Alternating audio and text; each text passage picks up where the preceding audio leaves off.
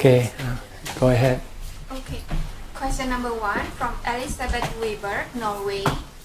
Could you describe the relationship between sati and samadhi? Sati is the cause, samadhi is the result. You have to have sati in order to have samadhi. Sati is focusing your mind on one object, such as a mantra, Bhutto, Bhutto. This is developing sati. And when you have sati, when you sit still, when your body sits still, and you concentrate on your mantra, your mind will drop into calm and become still. When the mind becomes calm and still, it's called samadhi. It doesn't think, it just merely knows, and is very happy. This is samadhi. Second question. It seems like the quality of my mind gets a bit different depending on the meditation object I use. To what extent are accomplished meditation masters different because of the way they have practiced? Ask again, I don't understand. To which extent? To what extent are the accomplished meditation masters different from one another because of the way they have practiced? I don't know. You have to go ask them. I don't ask any other teacher. Question number 2 from Levi Olivia Samsu, Indonesia. When I contemplate on death by imagining my own death lying on the coffin and all kind of things at the funerals, it terrifies me. So I want to ask how to contemplate about death with wisdom to remind myself. That means your mind is not ready for death contemplation yet. Your mind is not calm enough. So you have to develop more mindfulness and sit in samadhi to calm your mind. Once your mind becomes calm enough, it will accept the death contemplation. It will not have any adverse reaction. Question number 3 from Alexander May, Florida. He has 5 questions. I study Buddhism rather seriously. However, I'm a classical musician. My Ajahn said that I can keep the 5 precepts instead of the 8 because my mindfulness is very strong. However, I'm wondering how frequently I should be listening to music or playing music. If you listen to music or play music, then you won't have the time to meditate. So that's the reason why you have to keep the precepts, so that you can get rid of all the other activities, so that you will have the time to meditate. So if you want to meditate, then you should give up your musical activities by thinking that the result from your meditation is far better than the result that you get from playing music. So his next question, what should I do instead of listening to music? Meditate, develop mindfulness, listen to your mantra. His next question, could I progress to Sakadagami even as a classical musician? It doesn't matter who you are. If you have the three, the triple training, if you have Sila, Samadhi, Panya, you can progress to the highest level. Your profession doesn't matter. On most days, I prefer to study more than to practice. Is this fine, and how much time should I dedicate to study and how much time to practice meditation? Well, you need to study so that you know what you have to practice first. Once you know what to practice, then you should forget about study and concentrate on your practice. How to deal with loneliness? By meditating. When you meditate, if your mind can become calm, then your loneliness will disappear. Your loneliness arises from your cravings for company, by your thought and your desire. And when you meditate, you stop your thought and your desire for having company. So when you stop this desire, then the feeling of loneliness will disappear. Next question from Danny Teo, Singapore. Right now, I have a nerve pinching like pain on my shoulder. During meditation, the pain seems to be more painful. I need advice whether I continue to focus on breathing or on the pain. It's up to you. If you focus on the pain and makes you feel better, then go ahead. But if you focus on your breathing and makes you feel better, then you focus on your breathing. Next question from Nick Strachan, New Zealand. When taking Buddha as a subject of concentration in daily life, should full concentration be on Buddha, or should there be awareness of space around Buddha? Just on Buddha. When you contemplate, when you recite the mantra, just concentrate on the mantra alone, just the word Buddha. And you want to have full concentration, you have to sit still. Your body have to be still first before your mind can become completely still. If you're still working or doing something and recite the Buddha, your mind can only be partially calm but not fully calm. In order for the mind to be fully calm, to enter into full samadhi, you need to sit still. His next question: when having attention in Buddha to stop thinking, if defilements are still causing suffering, does this mean more energy should be placed on Buddha, or should Buddha be let go but to investigate? If you know how to investigate and get rid of your suffering, then you can use the investigation. But if you don't know how to investigate and your suffering seems to be more, then it's better just to stick to Buddha first. Because if you keep reciting Buddha, Buddha, then your bad feeling will eventually disappear. Next question from J. Lo, Singapore. In using Buddha as meditation object, I was taught that we should fix our concentration on recitation of the word Buddha. Subsequently, with a deeper peace of mind, it was taught that we should fix our attention on who is reciting the Buddha. I come to believe that the 5 khandhas that is doing the recitation. Is it Vijnana or Sankhara? Sankhara is the one that recites the Buddha. Sankhara is the thought. See? Sanya is the memory. You need 2 of them. You need to remember Buddha and you need to recite Buddha. Reciting is Sankhara. Remembering is Sanya. Will Venerable Ajahn give an explanation of who is doing recitation?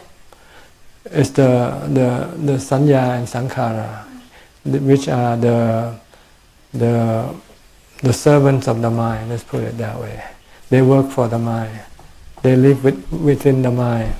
The 4 namakhandhas come from the mind, not the body. The body comes from the 4 elements, but they join hands to become a human.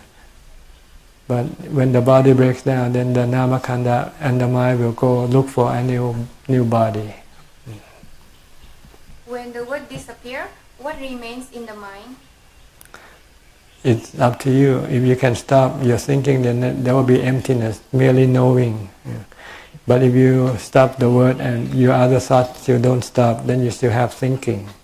So if you still have thinking, then you should not stop Buddha. You should keep continuing Buddha until no thought appear and your mind become calm and happy. Then you can stop reciting the Buddha. Next question from Nishan Lakmal, UK. When I walk, I keep my mind on the sensation on my feet and at the same time keep reciting Buddha mentally. Many times I forget to recite and at the same time I notice I'm no longer aware of my sensation on my feet. Then I start reciting again, bringing the mind to the feet again. Is this the right practice? Yes, when you forget, that means you're not being mindful. So sometimes you can lose your mindfulness. So when you realize that you have lost it, then you should bring it back. You can use the mantra or you can use the sensation, or both if you like. It's up to you. I do the same practice when sitting, but keeping my mind on the sensation of my sitting bones. So is this the right practice? No, when you sit, you should watch the breath instead. It's better.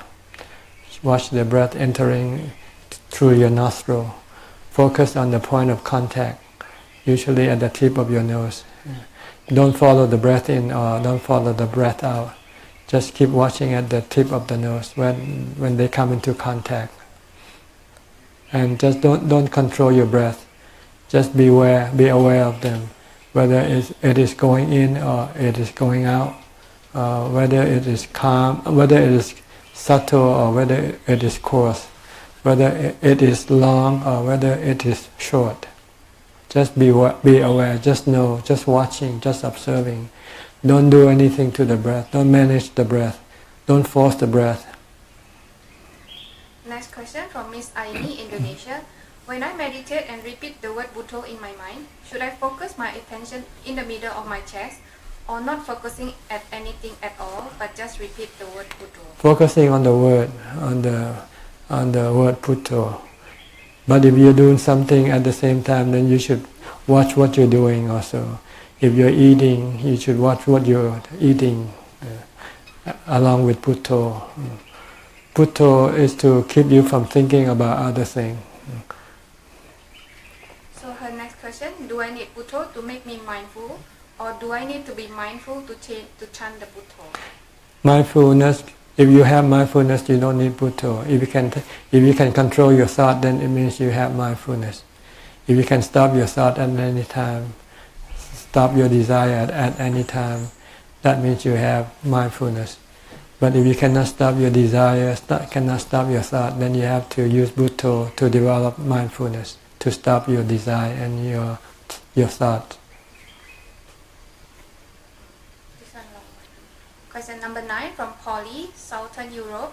I live in a country where people have the habit of to gossip about others. They are not present in the moment of gossiping. Usually I cannot change the subject because when I change the subject, it will soon come back to gossiping about another person. So his question, how to practice deep listening and metta while not wanting to engage myself into this kind of wrong talk? Well, try to disengage yourself from meeting people. Try to stay alone, live alone. That will solve the problem. If you still have to congregate, you still have to mingle, then just try to be listener. And just like watching the breath, just watch just listen to the conversation without engaging in the conversation. At times when sitting at the same table with another person, when I honestly told him that I'm not interested in listening to the gossip, and then I changed the other subject of conversation, the person lose interest to be in my presence and started to ignore me. So what to do if I sit at the same table with someone who gossip about others, but yet I can't change the conversation subject, nor I can leave the table because it will mean that I'm leaving him alone? Just keep listening and don't say anything. Just nod your head, yes, yes. So his next question, what to do when the whole society is based on gossiping as a way of entertainment? Just go and live alone. Question number 10 from JJC2, UK. I have a nose polyp. Can you cure it, please? I'm not a doctor. I can cure the mind, but not the body. Question number 11 from Kwan Lee Moon, Malaysia. My brother-in-law is a Christian, but lately he's very interested in Buddhism and meditation. He's reading Ajahn's Dhamma book. He is keen to know what is non-self, but could not find the answer from the book. Can Ajahn please explain non-self in a simple way? Non-self means nature. Everything is nature. Your body is part of the nature, but our delusion want to separate the body from nature. But in fact, the body comes from nature, comes from the four elements, and it will return back to the four elements when it dies. So everything that we are involved with, they are part of nature. Whether it's the house, the car, everything comes from nature. We build out of nature, and we try to separate them from nature, but we cannot, because they eventually will be back with nature. We cannot control them all the time. Sometimes we can control them, but sometimes we will not be able to. So, not self means there is no one, somebody to control everything. Yeah. Everything is under the law of nature, the law of change, and the law of anicca, anatta. Anatta means nature, natural processes, like the sun, the moon, the wind, the rain. Everything part of nature. Next question from Max Lee, Penang, Malaysia. He has 4 questions. Are Papa ceremony and Katin ceremony the same? Not according to the monastic code, but it's the same in the sense that it's the giving of the robes. But Papa, you can give them anytime, anywhere, all year round. with katina, you can only do it once. And for one monastery, it can accept only one katina per year, not more than that. So after, if they have presented katina to this monastery, and they want to present more robe to the monastery, then they present it as papa. Papa and katina only differs in the rituals. That's all. But the essence is the same. It's the giving of the robes. But the Buddha wants the monks to have moderation. So the Buddha wants the lay people to only give enough for the monk. Once a year is enough. But sometimes lay people want to make merit, so they want to give more robes. So they then find the other way of giving robes by giving it as sankadana or giving it as papa. So his next question: was papa ceremony practiced during the Buddha time? Yes, papa was the original one. See, papa means forest cloth. Pa in Thai means forest, but this forest means the cemetery.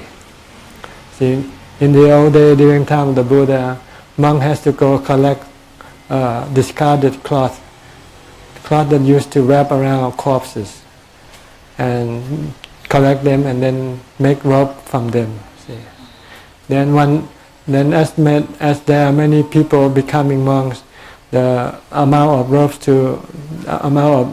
material to go collect is not enough. So the Buddha has to tell the lay people to give katina, to give robe as in the katina ceremony. And he laid down the condition that the monk who receive robe has to spend the rains retreat, not going anywhere, and he has to say he can only accept the robe only once.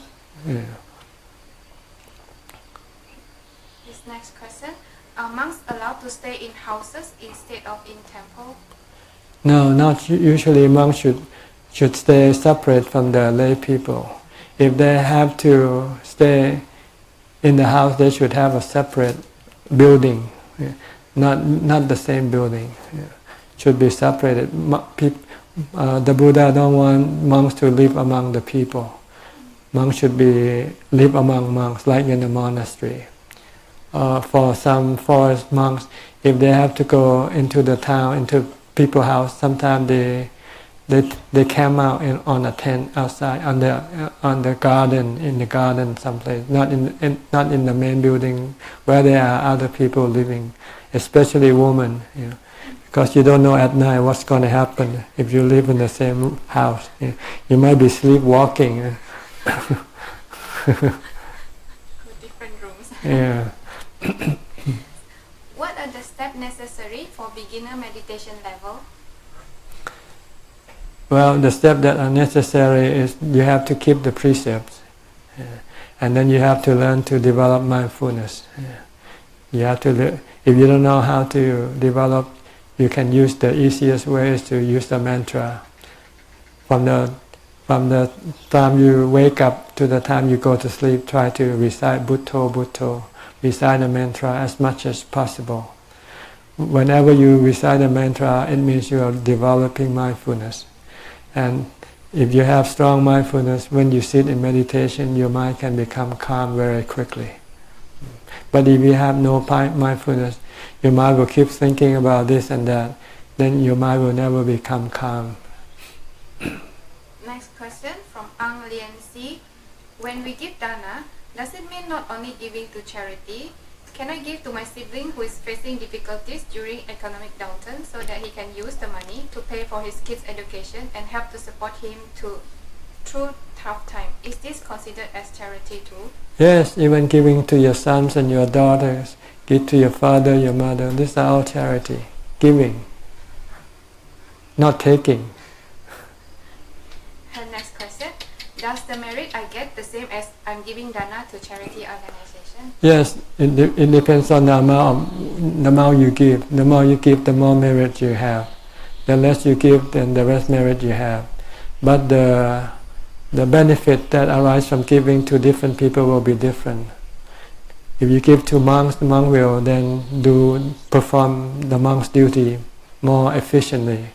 If you give money to doctors, to hospital, then the hospital can perform better. So the benefit depends on the people who receive the money from you. So they can be different. See. If you give monks, then monks can meditate and then become enlightened and then can teach you Dhamma. See. If you don't support monks, then monk might not be able to survive. Then monk will disrobe, then there will be no monks to teach you the Dhamma. So it depends on what you want. Whoever you give, you are supporting that person to do something, and that person will do what he wants to do. If you give money to thieves, then they will use the money to finance their robbery. Yeah.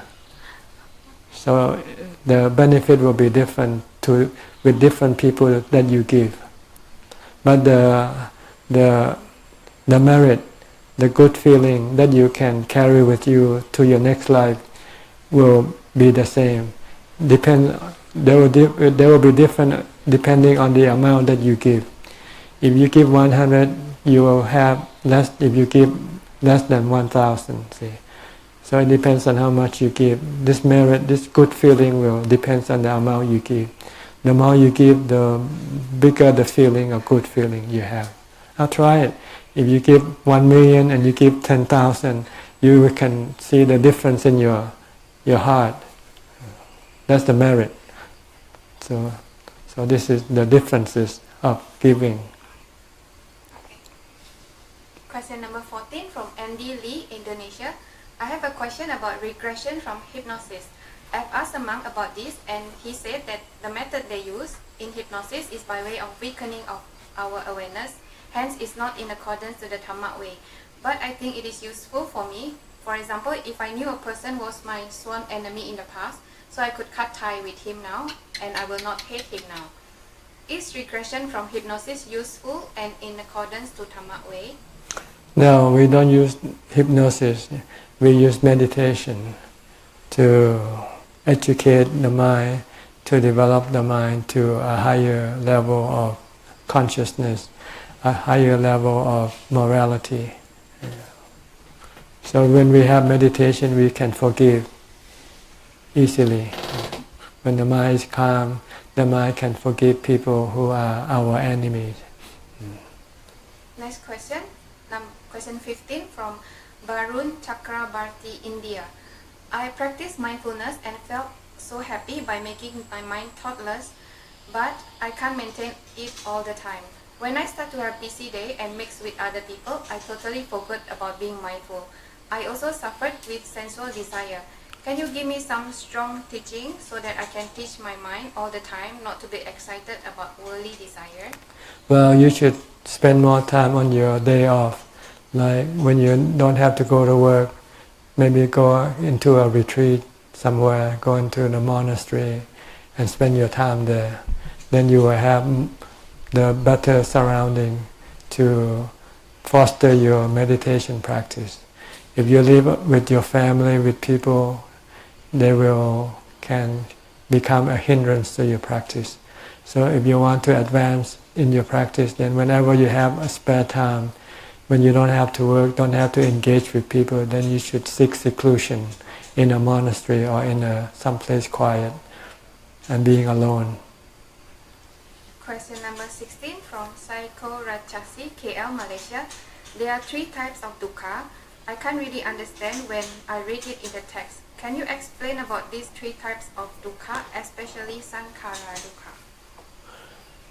Well, sankhara dukkha means the dukkha that arises from your thought, from your desire. When you want something and you cannot get it, then you have dukkha. And this is because your desire created by your sankhara. Another dukkha is your body, physical dukkha. When you are sick, you have this physical dukkha. And the third dukkha, I'm not sure what you talk about. I only know these 2 dukkha. Question number 17 from Osata Keragala, Kampaha, Sri Lanka. I would like to know how to reach the state of stream enterer Sotapanna. Well, first you have to develop strong samadhi first. You have to develop strong mindfulness in order to have strong samadhi. Once you have strong samadhi, then you can study the nature of the body, to see that it is impermanent, to see that it doesn't belong to you, it is not you. Once you can see that the body doesn't belong to you, it's not you, and that the body will be old, will be sick and die, then you can let go of your attachment to the body. If you cannot let go of your attachment to your body, then you will become a Sotapanna. Question number 18 from Jane Yi. What is the difference between third precept in 5 precepts and third precept in 8 precepts? Well, the third precept for the 5 preceptors is you can still have sex with your partner. But with the 8 preceptor, you cannot have sex with anybody. Question number 19 from Eugene Mame, Russia. We want to know more about Dhamma and meditation from you. Can we come to you and become a monk for some time? If it's possible, what do we need to do? Well, becoming a monk is quite a task here. It takes a lot of time and preparation. So if you want to become a monk, you can go to some other monastery or other temple which can ordain you very quickly. And then you might be able to come and stay with us here if we have room. But if we don't have room, then you have to wait. But you can come as a lay person and practice here if we have room. Because you don't need to be a monk to meditate, to practice. Yeah. Especially if you're going to do it temporarily. If you want to become a monk, you should think of it as a permanent thing. Otherwise, then you don't need to become a monk just to practice. You can practice without becoming a monk. His next question. There is a problem that some of us in the group have a very bad English. I heard that you can speak Russian. No, I cannot. Question number 20 from Amar, Melbourne, Australia. Do Arahants have to learn more in order to teach others, or whatever they know is enough to teach others? Yeah, whatever they know, they can teach others, but if they know more of the worldly things, they can use it as a tool to help in the teaching of the Dhamma. Yeah. So if someone already has some knowledge, worldly knowledge as a background, then they can be able to teach the Dhamma more efficiently than someone who has no worldly knowledge. Because sometimes it's hard to bring the Dhamma out without the worldly knowledge. You have to use example, you have to clarify the Dhamma. Because the Dhamma is something that he knows, but he cannot maybe explain to you without the worldly knowledge. But if he has the worldly knowledge, then he can use the Dhamma to explain the Dhamma more efficiently. Question number 21 from last question. Most of the time, Ajahn emphasizes bhavana or cultivation of the mind covers vipassana, which is samasati, and samadhi, which is samadhi, which are the 2 factors in the Noble Eightfold Path. There's also one factor, right effort, samma vayama, which is also involved in the cultivation of the mind. Should right effort be part of the bhavana practice too, since it's one of the factors? Yes. You need to have the effort in order to practice meditation and develop wisdom. If you're lazy, you won't be able to do it. That's all the questions? Yes. Okay, good then. Okay, thank you for sending in your questions. And if any of my answer is not clear enough, please send in more questions. And until then, hope your path to enlightenment will be nearer and closer. Okay, thank you. Goodbye.